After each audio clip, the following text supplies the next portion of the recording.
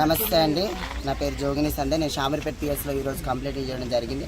Sir వాళ్ళు కూడా మనకు హెల్ప్ చేస్తున్నారు. ఇలాంటి వాళ్ళని మనము ఎంత మట్టుకైతే అంత మట్టికి అన్యాయం చేసిన వాళ్ళందరినీ లోపటేయమని నేను కోరుకున్నా. వారి వెనుకలైతే ఎవరైతే బ్లాక్ దందా వాళ్ళు అయితే ఉన్నారో వాళ్ళందరినీ లోపటేయాలని నేను కోరుకుంటూ, ఈరోజు ట్రాన్స్ కమ్యూనిటీ ఒక జోగిని వ్యవస్థ, ఒక లేడీస్కి, ఒక అఘోరాలకు, ఒక నాగ సాధులకి ఈరోజు ఇజ్జత్ పోయేటట్టు చేసిండు.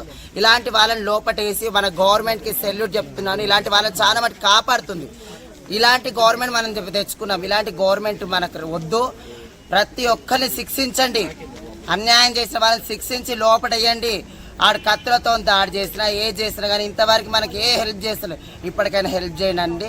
జై సనాతన ధర్మం. ఈరోజు షామీర్పేట పోలీస్ స్టేషన్లో ఈ జోగిని సంధ్య డాక్టర్ ఆఫ్ అనిత అనే పర్సన్ వచ్చి కంప్లైంట్ ఇవ్వడం జరిగింది. అఘోరి అలియా శ్రీనివాస్ అలియా శివ, విష్ణు బ్రహ్మ అల్లూరి సన్ ఆఫ్ చిన్నయ్య అని చెప్పి ఈ పర్సన్ మీద వీళ్ళ గౌరవానికి భంగం కలిగిస్తున్నారని, తర్వాత ప్రజలను మోసం చేస్తున్నారని, హిందూ ధర్మం పేరుతోని సనాతన ధర్మం అని చెప్పి ఇబ్బందులకు గురి చేస్తారు, ఆడపిల్లలను ఇబ్బంది పెడుతున్నారు అని చెప్పి ఒక కంప్లైంట్ తీసుకొచ్చారు. ఇది వెరిఫై చేస్తున్నాము.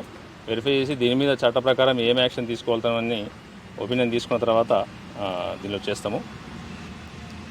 ఇట్లాంటివి ఏమైనా ఉంటే కూడా మీడియా ద్వారా ప్రజలందరికీ కూడా ఒక విజ్ఞప్తి ఏంటి అంటే, ఎవరు కానీ ఇప్పుడు ట్రాన్స్జెండర్స్ కానీ, తర్వాత ఒక కులం కానీ, ఒక మతం కానీ, ఒక దాని పేరు చెప్పుకొని ఎటువంటి సంఘ విద్రోహ చర్యలకు కానీ, లేదంటే అపోహలు ప్రేరేపించేటట్టుగా బిహేవ్ చేయడం కానీ, లేదంటే ప్రజల్లో అపనమ్మకాన్ని, అభద్రతా భావాన్ని క్రియేట్ చేయడం కానీ, ఇంకెవరి గౌరవానికి భంగం కలిగించే పనులు చేయడం కానీ, ఇట్లాంటివి చేస్తే చట్టం ప్రకారం అది నేరం అవుతుంది.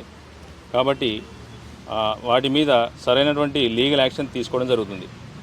ఇట్లాంటి ఎవరి దృష్టికి వచ్చినా కూడా దయచేసి దగ్గరలో ఉన్నటువంటి పోలీసులకు ఇన్ఫార్మ్ చేసి సరైనటువంటి న్యాయ సహాయము, లీగల్ ఎయిడ్ తీసుకోవాల్సిందిగా మీ మీడియా ద్వారా విజ్ఞప్తి చేస్తున్నాము. ఈ అఘోరి శ్రీనివాస్ ప్రజెంట్ ఎక్కడ ఉన్నది కూడా వెరిఫై చేస్తాము. వెరిఫై చేసి చట్ట ప్రకారం ఏం యాక్షన్ తీసుకోవాలన్నది ఒక ఒపీనియన్ తీసుకున్న తర్వాత వీళ్ళ మీద సీనియర్ ఆఫీసర్ నోటీసులు పెట్టి యాక్షన్కి ఇనిషియేట్ చేస్తాం. Thank you. ఎఫ్ఐఆర్ నమోదవుతుంది. అదే ఇప్పుడే కంప్లైంట్ ఇచ్చారు, దాని మీద వెరిఫై చేయాల్సి వస్తుంది. వీళ్ళు జనరలైజేషన్ దాంట్లో ఇచ్చారు. అసలు స్పెసిఫిక్ ఏం జరిగిందని ఒకసారి వెరిఫై చేసిన తర్వాత దీనిలో లీగల్ ఒపీనియన్ కూడా తీసుకోవాల్సి వస్తుంది. ఏం చేయగలడం అనేది చేసి సూటబుల్ యాక్షన్ తీసుకుంటాం. సార్ కైజర్ నుంచి సార్ ఎన్ని రోజుల్లో పట్టుకుంటారా, లేకుంటే రిమాండ్ చేయడానికి అవకాశం ఏమైనా? అదే చెప్తున్నా. దాంట్లో అసలు ఫస్ట్ ఎట్లాంటి నేరానికి వస్తుందనేది లేదండి. జస్ట్ మీ ముందే ఇప్పుడు ఒక కంప్లైంట్ రాసిస్తున్నారు, అది వెరిఫై చేయాల్సిన అవసరం ఉంది. చేసిన తర్వాత మళ్ళీ దాంట్లో ఏముందనేది అప్డేట్ చేయగలుగుతాం. లీగల్ పాయింట్స్ ఏమున్నాయి, అది నేరానికి ఎట్లా అవుతుందని చెప్పి తీసుకోవడం జరుగుతుంది. దాంట్లో ఒపీనియన్ తీసుకోవాల్సి